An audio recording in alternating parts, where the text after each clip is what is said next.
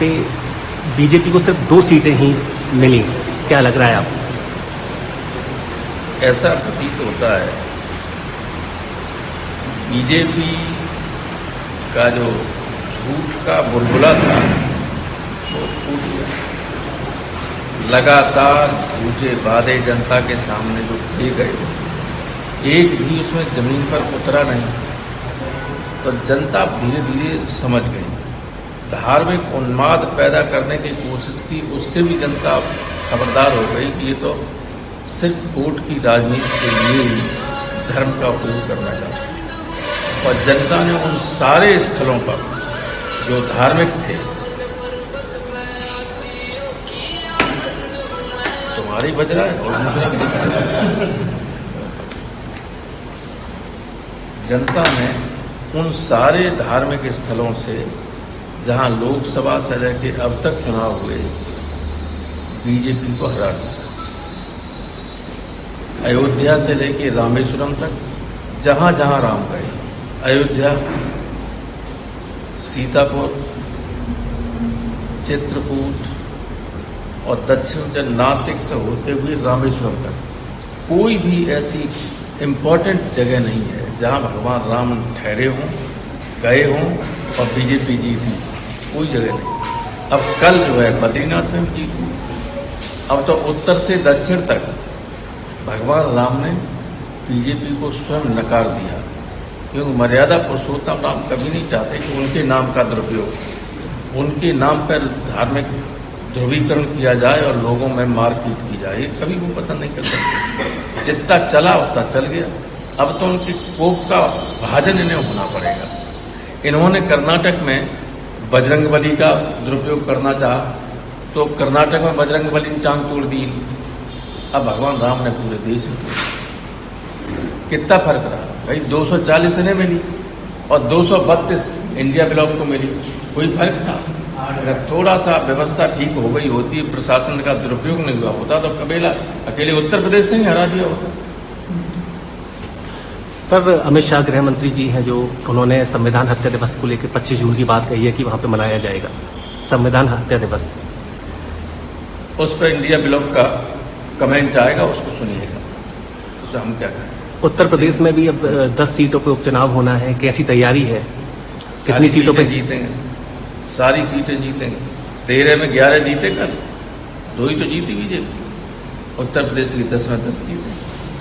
भाजपा के नेता हैं, विधायक हैं रमेश मिश्रा जी, उनका भी कहना है, और भी कई नेता हैं, उनका कहना है कि भ्रष्टाचार तहसीलों में ठीक तरीके से सोचने वाला है, वो अंदर से जान रहा है कि बीजेपी जाने वाली है। सब कुछ ठीक नहीं है। जहां अनावश्यक रूप से हजारों लोगों को बेघरवार कर दिया जाए, मकान ध्वस्त कर दिए जाए बिना नोटिस के, और मकान उनका सामान निकालने की भी अनुमति न दी जाए।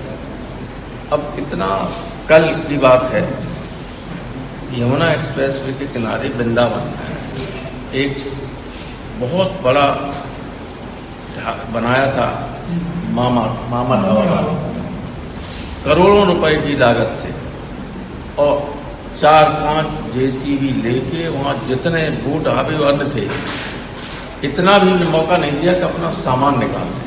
कई करोड़ का की बिल्डिंग तोड़ दी और सारा सामान उसमें। तो जब इतना अत्याचार हो रहा हो, पब्लिक तो देख रही, जो राजनीति में नहीं भी हैं वो और ज्यादा तरीके से देखते हैं कि देखिए कितनी जुल्म और ज्यादती हो रही है। जिन जिन लोगों ने बीजेपी का समर्थन किया, उन्हें अफसोस हो रहा है कि ऐसी जालिम पार्टी का समर्थन उन्होंने क्यों किया। इसलिए आने वाले दिन बीजेपी के ठीक नहीं। मल्लिकार्जुन जी कांग्रेस अध्यक्ष जो हैं, उन्होंने भी कहा है कि 10 साल से खुद बीजेपी संविधान की हत्या कर रही है। कैसे देख रहे हैं आप? देखिए, संविधान की हत्या का मतलब है कि संविधान के जो प्रमुख आर्टिकल्स हैं, जिन्होंने जनता को सबसे महत्वपूर्ण अधिकार दिए हैं, उनका उल्लंघन हो, उनको संशोधित किया जाए, या बिना पार्लियामेंट से संशोधन कराए सामान्य कानूनों के जरिए इस तरह के कानूनों को संशोधित कर दिया जाए, तो ये संविधान की हत्या ही है। जैसे कानूनन देश भर में ओबीसी के लोगों को 27%, और SC/ST के लोगों को 15% आरक्षण मिला हुआ है। 22.5 है दोनों, 22.5%।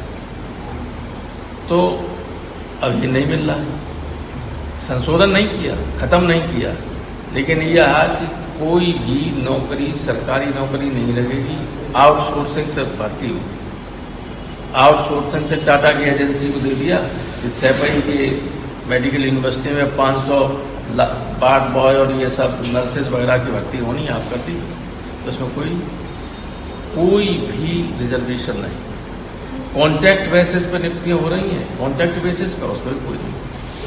और सरकारी कंपनियां बेच दी सब, प्राइवेट। सबसे ज़्यादा नौकरी रेलवे देती थी, इंडियन एयरलाइंस देती थी, एयर इंडिया, और सरकारी संस्थाएं देती थी, सब इन्होंने बेच दी। और जो प्राइवेट हो गई वो रिजर्वेशन कर दी। तो जो मंशा संविधान के हिसाब से थी, विशेष अवसर के सिद्धांत थी कि जो गरीब हैं, जो पिछड़े हैं, जो दलित हैं, जो सदियों से शोषित और पीड़ित रहे, उनको विशेष अवसर दिए जाए, वो आरक्षण के जरिए दिए जाए। संविधान की मंशा थी, उससे विपरीत सब हो रहा। तो संविधान की हत्या तो रोज कर रहे हैं। मौलिक अधिकार सबसे इम्पोर्टेंट है। मौलिक अधिकारों में यह है जीवन का अधिकार, आर्टिकल 20 और 21। उसमें है किसी व्यक्ति की जिंदगी को कानून की प्रक्रिया के अलावा लिया नहीं जा सकता है।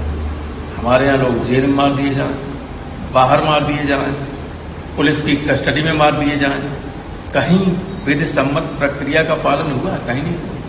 तो जो सबसे महत्वपूर्ण है संविधान का, सबसे महत्वपूर्ण, जीवन से ज्यादा व्यक्ति के जीवन में कोई महत्वपूर्ण चीज नहीं, उसको जो है ये